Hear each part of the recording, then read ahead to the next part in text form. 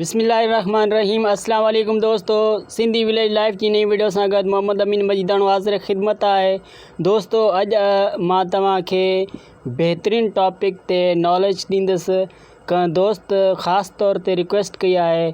दोस्तों फेसबुक जी आईडी असां का बि मोबाइल में इन कंदा आहियूं, पोइ उहा मोबाइल चेंज कयूं या का दोस्त खे ॾिनी या जेको आहे सो का दोस्त खां मोबाइल वठी करे असां पंहिंजी आईडी उन में इन कई फेसबुक जी, ऐं असां पासवर्ड या लॉग आउट करणु विसारे वेंदा आहियूं। पोइ उहा आईडी उन डिवाइस में हली रही हूंदी आहे। त उन्हनि डिवाइसनि मां पंहिंजी आईडी कीअं रिमूव कजे, अॼु मां तव्हांखे हिन वीडियो में डिटेल सां ॿुधाईंदुसि। त दोस्तों टॉपिक ते वञण खां पहिरियां मां तव्हांखे रिक्वेस्ट कंदुसि त मुंहिंजे चैनल खे सब्सक्राइब कयो ऐं बेल आइकन खे दॿायो ताकी हर नई अचण वारी वीडियो जो नोटिफिकेशन तव्हांखे मिली सघे।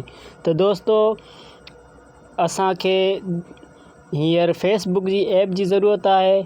मां फेसबुक ऐप में हलियो वियुसि, मुंहिंजी पंहिंजी आईडी अची वई पर्सनल। उन ते ही जेके 3 डॉट आहिनि इन्हनि खे दॿाईंदासीं।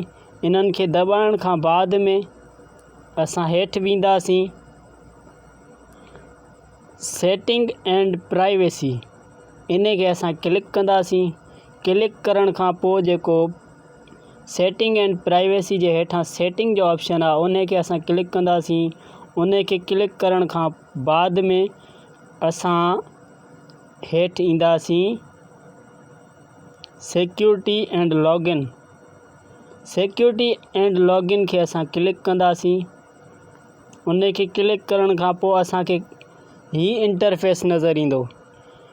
हाणे ही जेके डिवाइसूं आहिनि जंहिंमें लिखियो पियो आहे 10 आवर्स अगो एक्टिव नाउ, इन्हनि ते एक्टिव आहे।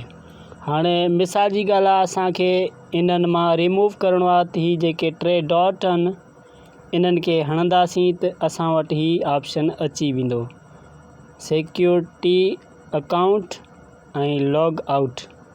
त असांखे पहिरियां ॾिसणो आहे त असांजो अकाउंट किथे किथे हले थो। त सी आल खे हणंदासीं। सी आल खे हयोसीं। हणण खां बाद में ही जेके ऑप्शन आहिनि हाणे हिन मां बि लॉग आउट कंदासीं। ॿियो ऑप्शन आहे उन मां बि लॉग आउट कंदासीं। टियों ऑप्शन आहे उन मां बि लॉग आउट कंदासीं। ईअं बारी बारी करे जेको असांखे रहाइणो आहे उन में जेको आहे सो असांजो अकाउंट रहे, बक़ाया में असां आसानी सां उन्हनि खे लॉग आउट करे सघूं था। त दोस्तों इहो हुयो असांजो टॉपिक। नेक्स्ट वीडियो ताईं मां तव्हांखां इजाज़त चाहींदुसि। अल्लाह हाफ़िज़।